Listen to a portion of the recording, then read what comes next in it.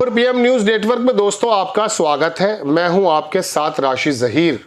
चीन के बारे में पूरी दुनिया बात करती है कि चाहो या ना चाहो वो आपके घरों में, आपके देशों में, आपकी मार्केट्स में घुस चुका है।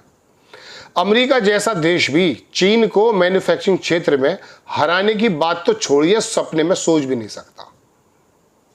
लेकिन दोस्तों बात यह है कि चीन के अंदर पर कैपिटा इनकम देखिए, वहाँ एक किसान अगर रात में खेती करता है दिन में, तो रात को कारखाने में जाके अपना काम करना शुरू कर देता है। पूरी दुनिया में मैन्युफैक्चरिंग क्षेत्र में उसने जो झंडा बुलंद कर दिया है उसको हटाना मुमकिन नहीं, नामुमकिन है। लेकिन दोस्तों बात यह है कि क्या ये सारी की सारी सामर्थ्य, सारी सलाहियतें चीन के अंदर हैं, भारत में नहीं है? या सिर्फ अगर भारत में नहीं है तो ये अडानी और अंबानी पूरी दुनिया में पताका क्यों फैला रहे हैं? आम आदमी की पर कैपिटा इनकम तो हालत से ज़्यादा ख़राब। बिहार की अगर ले लोगे तो बताया भी नहीं जाएगा। उत्तर प्रदेश के हालात ख़राब। ये तो शुक्र समझिए तमिलनाडु और महाराष्ट्र के लोग ये मिलकर के हमारी per capita income 2400, 2500, 2600 dollar per year कर देते हैं। हज़ारों की तो सोचियो भी मत।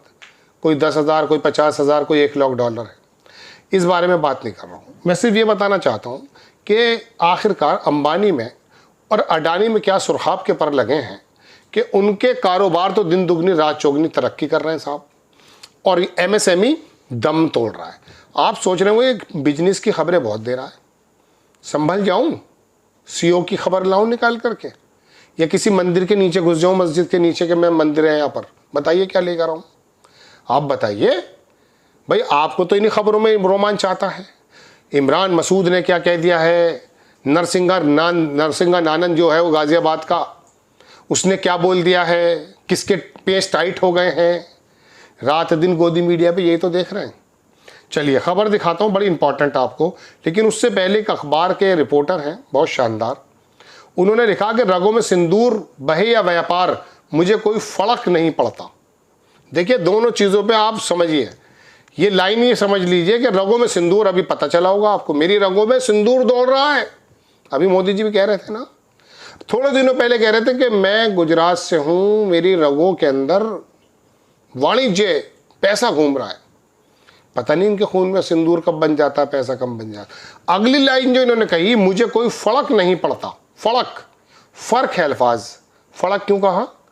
वो जो एक मोटा सा लड़का आया था ना, छोटे से कद का, 12-15 साल का, जिसे भगवान मानने लगे थे, मुझे फर्क नहीं पड़ता, इस तरह से कह रहा था ना वो, उसे ही उसके पैरों में गिर गए थे बड़े बड़े बिजनेसमैन। ये है हमारी भारत की एक विडंबना कि इसी लाइन में ख़त्म हो जाती है कि आपके प्रधानमंत्री कभी सिंदूर बता देते हैं अपनी रगों में, कभी व्यापार बता देते हैं, और फर्क का तो मामला आपको मैं बता ही चुका हूँ। लेकिन आगे लिखा उन्होंने कि लेकिन भारत की आर्थिक बदहाली से फर्क पड़ता है। हर एक लैंग्वेज में ना एक जो है एक तंज है। इकोनॉमिक्स टाइम्स ने आज छापा कि 96% विदेशी निवेशक अपनी बोरी बिस्तर लपेटकर निकल चुके हैं। मैं आपको एक ग्राफ भी दिखाऊंगा, वो यूं जा रहा है ग्राफ। हम बचपन में पढ़ते थे रेखा गणित, हमारी समझ में नहीं आता था है क्या, अब समझ में आया कि विदेशी एफडीआई जो है वो पहले कितना था, 24 में कितना पहुंचा, और अब कहाँ पहुंचा हुआ है।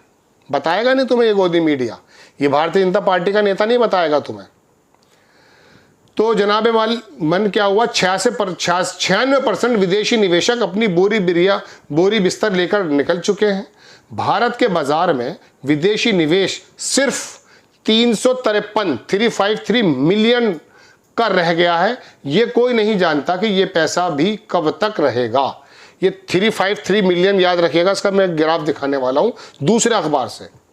कभी विदेशी निवेश जीडीपी का, हमारी टोटल जीडीपी का जो विदेशी निवेश कभी किसी ज़माने में 2.5% हुआ करता था, अब 1 से भी कम है। माहौल जब निकालोगे, तलवारें खींच के जो है बाकायदा सड़कों के अंदर यात्राएं निकालोगे, तो बिजनेसमैन कहेगा ये है कौन? बताइए। चीन के अलावा पूरी दुनिया में नज़र डालिए आप, जहां कारोबार करने के मौके हैं, एटमॉस्फेयर है, बंद कर दिया मुल्ला को उसने वहां पे, उसके अंदर जाके, और कोई यात्रा निकाल नहीं सकता। थप्पड़ लगेंगे पीछे से। आगे देख लीजिए जनाब मन, सिंदूर की बात करें तो कल मुकेश अंबानी ने जर्मनी की रेनमेटाल एजी के साथ गोला बारूद का समझौता किया है। यह खबर मैं पिछली एपिसोड में आपको जोड़ के बताना चाहता था, लेकिन चूंकि वो 8 मिनट हो गए थे इसलिए मुझे लगा अलग से बनानी चाहिए।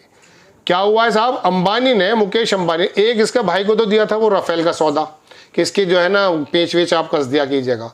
उसने ज़िंदगी में साइकिल के पेच नहीं कसे, और हमारी जो हेल थी एरोनॉटिकल्स जो वो है उसको हटा करके अनिल अंबानी के अंदर सुरखाब के पल लग रहे थे। हवाई जहाज तो क्या एक साइकिल भी बनाई है उसके अब्बा ने, बताइए आप हमें। बहरहाल तो बात ये, अब ये उसके बड़े भाई का जिक्र है कि मुकेश अंबानी ने जर्मनी की रेनमेटाल एजी के साथ गोला बारूद का समझौता किया है। राजनाथ के रक्षा मंत्रालय ने इस कंपनी को भ्रष्टाचार के लिए बैन किया हुआ है, यानी ये देशद्रोही कंपनी है। देखिए कितनी अजीब बात है, लेकिन अंबानी तो कानून से ऊपर है। देशद्रोह का ऊपर आरोप उस पर लग ही नहीं सकता जब तक बाप जी कुर्सी पर हैं। फिर भारत में पैसा किसे लगाना, एफडीआई तोड़ जाना है। अब देखें वो खबर, ये देखिए खबर है जनाब, कौन से अखबार की खबर है, शायद इंडियन एक्सप्रेस है। लिखता यह है कि Reliance defence types up, Reliance ने जो डिफेंस के साथ टाई अप्स किया है, रीमेंटल एजी फॉर प्रोडक्शन ऑफ एम्यूनिशन। खबर कब की है, 22 मई की। आप तक पहुंची थी, ये परसों की खबर है, पहुंची थी? नहीं पहुंची। सुधांशु और वो संबित पात्रा बैठ के बातें कर रहे हैं, मेजर गौरव आर्या बाद झूठ गाली गलौज कर रहा है। नीचे अखबार लिखता है दोस्तों कि Reliance infrastructure limited promoted Reliance defence limited based, ये बताया गया है डीजल डॉर्फ, ये एक्चुअली जर्मन लैंग्वेज में लिखा हुआ है, Dusseldorf based Rheinmetall AG have agreed. वही बात है जो मैंने आपको बताई कि कर चुके हैं एम्यूनिशन का। अब नीचे निकाल कर लाया ये पत्रकार बंदा रक्षा मंत्रालय का वो फर्रा जिससे आपको पता चलना चाहिए। भारत सरकार, गवर्नमेंट ऑफ इंडिया, रक्षा मंत्रालय, रक्षा विभाग, रक्षा सतर्कता, डी विजिलेंस, उसका ये पर्चा है जनाब 1/1/2025 का, जनवरी का।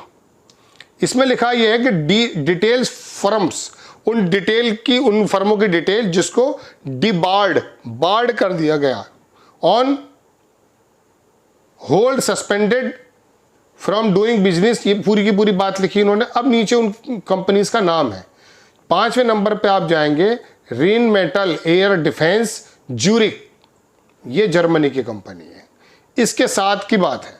मगर ये खबरें तो बड़ी बोरिंग होती हैं, आपको तो कुछ मसाला चाहिए। मसाला कहाँ से लाऊं बताइए।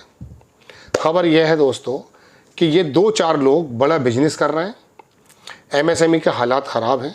चीन के अंदर पर कैपिटा इनकम, वहाँ के आदमी मजबूत हो रहे हैं, यहाँ सिर्फ चंद बिजनेसमैन मजबूत हो रहे हैं। अभी वो सऊदी अरब आए थे ट्रम्प साहब, तो अंबानी पहुँचे थे वहाँ। रशिया के अंदर जब विक्ट्री डे मनाया जाता तो वो चीन के शी जिनपिंग को बुलाता है, हमारे प्रधानमंत्री जी को सेकंड नंबर पर रखता है। मना कर दिया था, खैर राजनाथ भी नहीं गए। लेकिन मैं कहना ये चाहता हूँ दोस्तों कि ये कारोबारी लोग, अभी आईपीएल चल रहा था पिछले दिनों, इतनी ईजिली आईपीएल के लिए जो है एनओसीज मिलती हैं हर एक देश से, हर एक शहर से, पता नहीं चलता। यहाँ सिर्फ और सिर्फ एक छज्जा निकालने की बात आ जाए मकान के, विकास प्राधिकरण के चक्कर लगाते लगाते मर जाओगे। इनके बड़े बड़े आयोजन, जो सट्टा चल रहा है जिसमें चोरी चकारियां, बेरोजगारी का मामला चल रहा है, पता ही नहीं चलता। बिल्कुल एन मौके पे आके बंद किया था वो आईपीएल, जब पाकिस्तान पे बम ही मार दिया था हमने। उससे पहले बताइए, उसके बाद में फिर शायद चलने लगा होगा, मुझे मालूम नहीं। दोस्तों बात यह है कि ये इन बिजनेसमैन के लिए तमाम एनओसीज मिल जाती हैं। ये जर्मन ज्यूरिक की एक किसी ऐसी फर्म से काम करे जिसे रक्षा मंत्रालय बाकायदा बार्ड कर देता है, या कुछ और, पता नहीं चल पाता। लेकिन लड़ाइयाँ, अभी आ जाओ ज़रा सी कोई बात।